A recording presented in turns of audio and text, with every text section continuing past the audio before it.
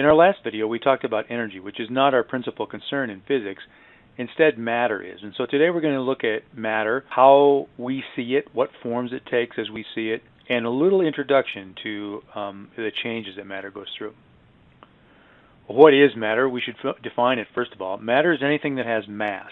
Now on Earth we can think about mass as weight, because anything that has mass has weight. The more mass it has, the more weight it has, and that's directly proportional. But if you don't happen to be in a large gravitational field like the Earth's, mass is still mass. In outer space where gravitational force is very small on any object, it still has mass. And so a better way to think about mass is resistance to change in motion. Anything that has mass, it takes force to change its state of motion. So if it's sitting still, you have to push it with force to get it to start. If it's already moving, you're going to have to push back on it to get it to stop. Anything that behaves that way is something that has mass. Matter also takes up space, or we could say it has volume. So anything that has mass and takes up space, or it has volume, is matter. In simple terms, matter is basically everything. Everything that is. The things that you can experience, that you can touch, taste, smell, all that stuff is matter. You are matter. The chair you're sitting on right now, matter. The earth, matter. Just like there's a law of conservation of energy, there's also a law of conservation of matter.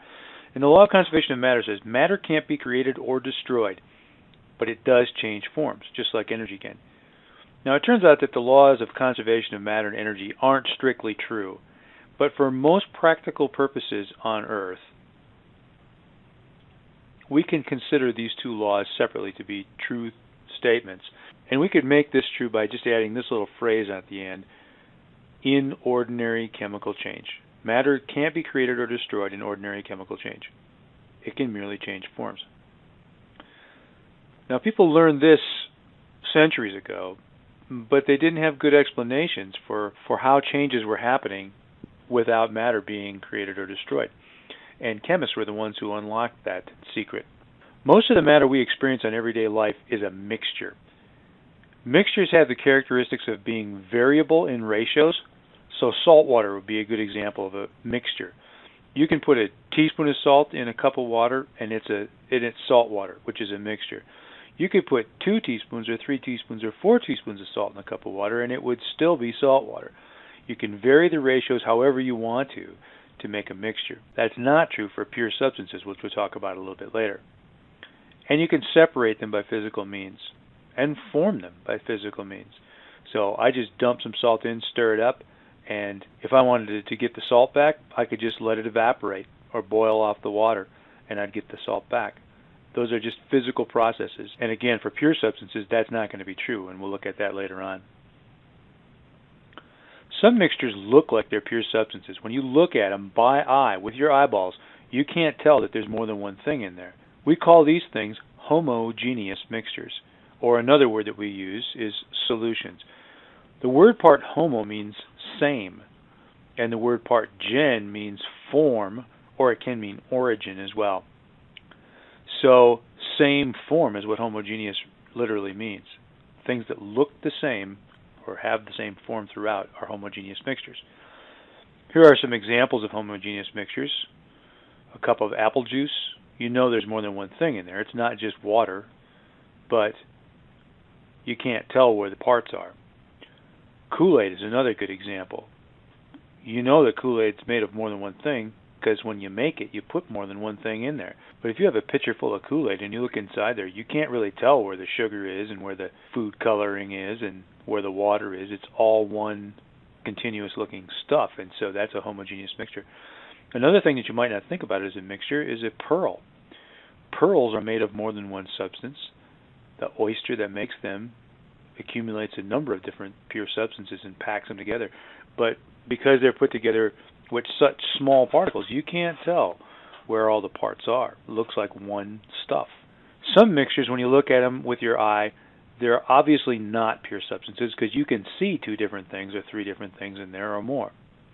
These things are called heterogeneous mixtures. And remember, gen means form. The word part hetero means different.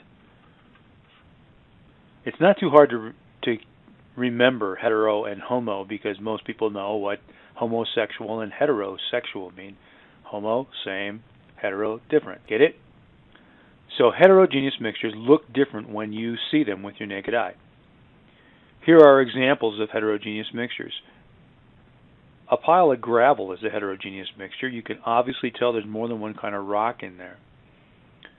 Chicken noodle soup is an example of a heterogeneous mixture. With your eye, you can tell there's carrots in there and onions and chicken and noodles and other things. Some things look heterogeneous from a distance. Some things look like they might be homogeneous from a distance, but when you look up close, you can tell with your eyes that they're really heterogeneous. Granite is a good example. If you look closely at granite, you can tell that it's made up of a number of different components that are all mashed together. Obviously not one pure thing. Now here's a weird thing. We very rarely experience matter as pure substances. But yet, that's what mostly chemistry is about, studying the pure substances. There are reasons for that. If we can figure out how the pure substances behave, that's a lot easier. And the mixtures usually contain pure substances that are going to identify themselves through the way they behave and through the way they smell or taste or something like that. And so watching what's happening or knowing what's going to happen with that pure substance, and so knowing what's going to happen with the pure substance that's in that mixture will give us some clues about what the mixture is going to do. Pure substances are either elements or compounds. So let's first take a look at elements. What an element is, it's the most basic way you can sort matter out. The most basic classification of matter is an element. You are familiar with some elements. You've heard their names before. Oxygen, hydrogen, nitrogen. Those are elements. These are the building blocks of all matter. All the pure substances and all the mixtures everywhere in the entire universe are made of elements. Naturally occurring on Earth, there are only about 100 of these elements, and one quick, easy way to know if you have an element or not is if you can find its own spot on the periodic table. Every element has a spot on this document we call the periodic table. And the periodic table is sort of like this chemical Bible. It's a very, very important document. It's not just a list of elements. There's a lot of information built into the structure of the table, and there's also a lot printed on most periodic tables. We're going to learn a lot more about the periodic table as time goes on, but for now you can think of it as a list of the elements. They all have a spot on the periodic table. Here are examples of some elements. Carbon is an element. It comes in a number of different forms. One of them is diamond. Charcoal is also pure carbon, but it's in a different form. The atoms are arranged in a different way when they stick to each other. Graphite, which is what your pencil lead is made of. Carbon is element C. You can find it on the periodic table. Iron is an element. This frying pan here you see is made of iron. Iron's on the periodic table, Fe. Gold is an element. It's on the periodic table, Au is gold. Compounds are fixed ratio combinations of elements. So these are not mixtures. You can only make compounds a certain way. Nature only allows you to put together the elements in certain ratios. So everybody's familiar with water, which is H2O. This is a good example of a fixed ratio combination. 2 hydrogens go with every 1 oxygen. You can't mix it up any other way. You can't make water that's 2 hydrogens to 2 oxygens or 3 hydrogens to 1 oxygen. It just doesn't work. So that's what's meant by fixed ratio combinations. So because of that, each compound has its own distinct formula, like the water that we just looked at, H2O. That's water, nothing else is. Or carbon dioxide, you've probably heard of before, that's CO2. Or sucrose, table sugar, C12H22O11. That's an example of a compound. There's a distinct ratio of carbons to hydrogens to oxygens in table sugar. And that's the only way that sucrose can be made. Another characteristic of compounds is that they are only made and they're only unmade or decomposed by chemical change or a chemical reaction. Here's an example of a compound, water. The water that you get from your tap isn't really water. It's a mixture. It's a homogeneous mixture, so it's hard to tell that it's not a pure substance, but it isn't. Distilled water, by the kind that's been physically separated from the things that's dissolved in it, from the things that are dissolved in it, then you have pure water.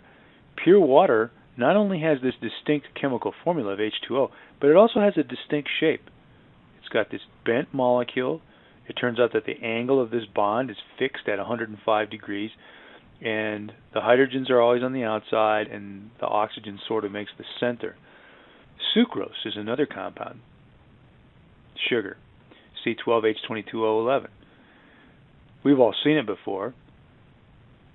Pure table sugar is pure sucrose. It always has the same ratio of 12 carbons to 22 hydrogens to 11 oxygens. But in addition, sucrose has a particular shape.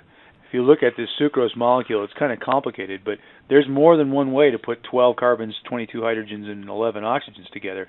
Only this particular shape and combination makes it sucrose. So not only is the fixed ratio important, but the fixed shape is also critical to identifying a particular compound. Here's another interesting thing about compounds. Compounds do not necessarily retain the properties of the elements that they're made from. For example, this is a picture of a blimp, a dirigible, filled with hydrogen. And in the background you can hear this guy describing this horrific scene. This was just before World War II. This huge blimp filled with hydrogen gas burned up and a lot of people were killed.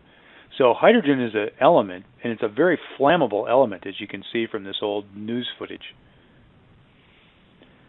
Oxygen, as we're reminded by this picture of this guy with this oxyacetylene torch, oxygen is something that makes fire burn hotter. That's why you use it in an oxyacetylene torch. When you put the two together, you get water. And here's a guy spraying out a fire with water. Water puts fires out. So you take something that's very flammable, something that makes fires burn hotter, combine it chemically, and both of those properties are lost. Now you have something that puts fires out. Here's another example like that. Here's carbon. Charcoal is an example of carbon, and you can see, there's a couple of hot dogs and a burger here grilling over some carbon. So carbon burns. And again, oxygen makes things burn hotter. But if you put carbon and oxygen together and make carbon dioxide, you put carbon dioxide in fire extinguishers because it puts fires out. So something flammable, something that makes things burn well, put them together chemically and it's totally different. Now it puts fires out. Here's another example. Sodium is a poison. If you eat sodium, you will die. Chlorine is a poison. If you smell chlorine in a very strong concentration, you will also die. In fact, it's been used in chemical warfare in the past. But if you put sodium and chlorine together, you get sodium chloride, which we probably all recognize as table salt, and we eat that all the time. In fact, if you don't eat some of it, you'll probably die. So the characteristics of the individual elements are lost when they react to form a compound.